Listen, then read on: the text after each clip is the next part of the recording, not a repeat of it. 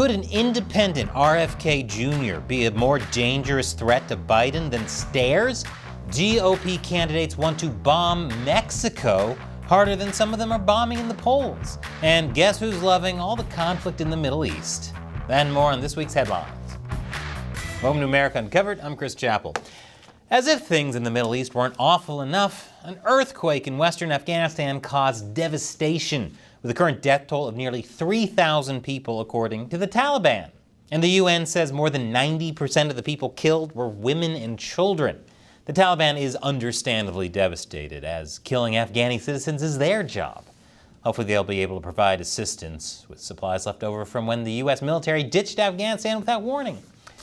Speaking of people abandoning things, Robert F. Kennedy Jr. announced he's leaving the Democratic Party and running as an independent candidate for president in 2024. We declare independence from the corporations that have hijacked our government. And we declare independence from Wall Street, from big tech, from big pharma, from big ag, from the military contractors and their lobbyists. This adds an interesting wrinkle in the 2024 election, as RFK Jr. ranked higher than Biden and Trump in favorability polls in June. Makes sense. He's not in his 70s or 80s. He's only 69. He's only been eligible for Social Security benefits for 7 years instead of 15. What a spring chicken. Also, he's jacked. If the presidency were decided in a push-up contest, he'd win in a landslide. Assuming Dwayne "The Rock" Johnson doesn't run for president. Hey, if he ever became president and wound up on Mount Rushmore, he would be the Rock on the Rock. Democrats and Republicans are worried about how third-party and independent candidates, specifically ones as popular as RFK Jr., could threaten them in 2024 by siphoning votes. The co-founder of left-leaning political strategy firm Third Way says voters who would reluctantly pick Biden in a head-to-head with Trump might jump at the chance to vote for a Kennedy, even if they don't know much about him.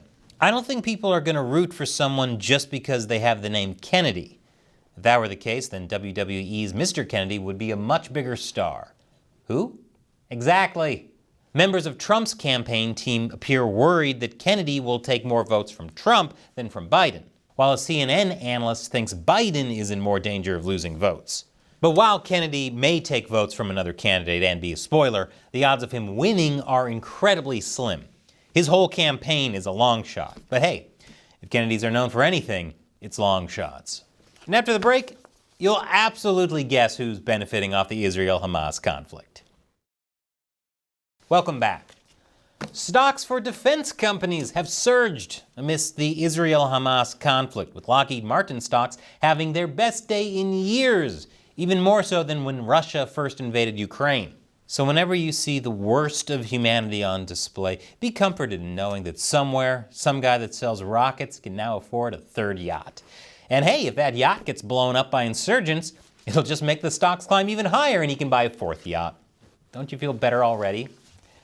Speaking of the military, some Republican presidential candidates say they would use military force against Mexico to try and stop the trafficking of fentanyl and synthetic opioids that have killed tens of thousands of Americans. Ron DeSantis says, as commander-in-chief, I'm going to use the U.S. military to go after the Mexican drug cartels. And if that does wind up happening, let's all just hope DeSantis' war against the Mexican drug cartels is less messy than his war with Disney. Maybe he can use this as a reason to bury the hatchet with Disney. And then they combine forces. I'm sure Disney wants to stop fentanyl flowing into the Magic Kingdom. Why do you think Sleepy the Dwarf is so sleepy? It's his crushing addiction to opioids after getting hurt in a mining accident. Speaking of dangers being unleashed in the U.S., 6 Republicans are asking the Biden administration to hold off on releasing grizzly bears near rural communities in northern Washington. And yes, this is a real story. I know Biden planning to unleash a horde of grizzly bears on unsuspecting Americans sounds like something Marjorie Taylor Greene would make up in a game of Own the Mad Libs. This is part of a plan to reintroduce grizzly bears to the area and boost their numbers in federally managed forests. The plan involves releasing up to 7 bears a year for 5 to 10 years. The regional U.S. Fish and Wildlife Service director says if this part of our natural heritage is restored, it should be done in a way that ensures communities, property, and the animals can all coexist peacefully. But 6 GOP lawmakers oppose this. Congressional Western Caucus Chairman Dan Newhouse says time and again Northern Washingtonians have expressed their deep concerns about the introduction of grizzlies into the North Cascades as they are a danger to the safety of their communities. I can understand their concern. These bears don't just pose a physical danger, but an economic one as well. Groceries are getting so expensive that local communities might go broke after the wave of picnic basket swipings. That joke's for all the boomers in the audience. One economic danger some Americans may not have to worry about much longer is student loan debt. The Biden administration approved another $9 billion in student loan forgiveness for 125,000 more student loan borrowers. This brings the total up to $127 billion in student loan debt canceled for 3.6 million Americans since Biden took office in 2021. Yes, Biden's still canceling student loan debt despite the Supreme Court striking down his student loan forgiveness program. So how is Biden still able to forgive student debt despite the Supreme Court ruling? It's because these rounds of debt forgiveness don't require congressional or court approval, since they're using programs that were already in law, like public service loan forgiveness. That law has been in effect for 15 years, but red tape prevented it from helping too many people. The Biden administration has reformed it and is using it to send out more relief. Although rushing the relief out is seemingly causing issues for some borrowers, with reports of administrative errors, such as people receiving multiple statements a month and incorrect amounts paid. And after the break, California Governor Gavin Newsom goes on a veto spree. Welcome back. I've covered some pretty crazy laws in effect in California, but there are apparently some laws that are too crazy even for the Golden State, because California Governor Gavin Newsom went on a vetoing spree. That's right, California actually says no to some laws. This is like finding out the Cookie Monster turns down some cookies, which actually makes sense since oatmeal raisins exist. How many times have you bought what you thought was a chocolate chip cookie and it turned out to be oatmeal raisin? Newsom vetoed a bill that would have made free condoms available for all public high school students. Newsom rejected this bill due to the cost, saying it was too expensive for a state with a $30 billion deficit. Responsible fiscal planning? Okay, who are you and what have you done with Governor Newsom?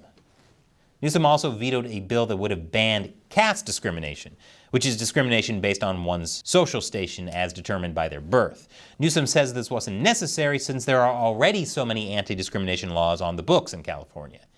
He said because discrimination based on caste is already prohibited under these existing categories, this bill is unnecessary. Makes sense he vetoed these bills. If there's one thing California won't do, it's pass laws that are unnecessary and expensive. Nope. Not California. Newsom also vetoed a bill that would have decriminalized the use of several hallucinogens, including psychedelic mushrooms.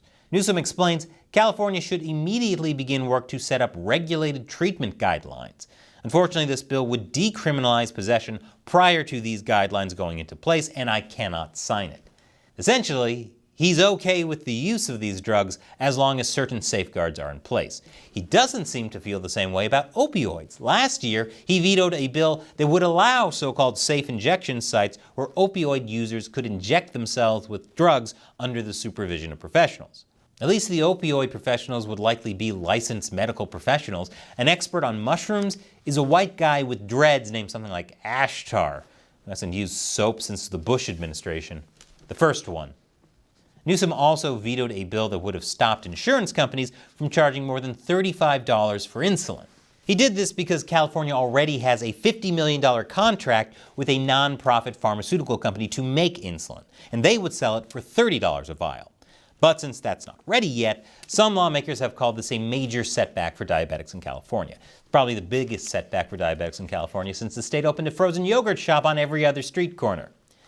While Newsom's vetoes all have pretty reasonable justifications, many were disappointed, especially the people who were hoping to one day pass a bill involving caste discrimination against diabetics on mushrooms with condoms full of insulin.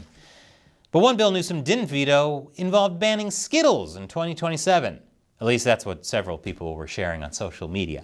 In actuality, the California Food Safety Act simply bans toxic chemicals in our food supply, including ones found in Peeps candies. Foods that use these ingredients now aren't going to be outright banned. They're being given several years to remove or replace those chemicals. It should have been obvious there wasn't going to be a Skittles ban because if any state tastes the rainbow, it's California.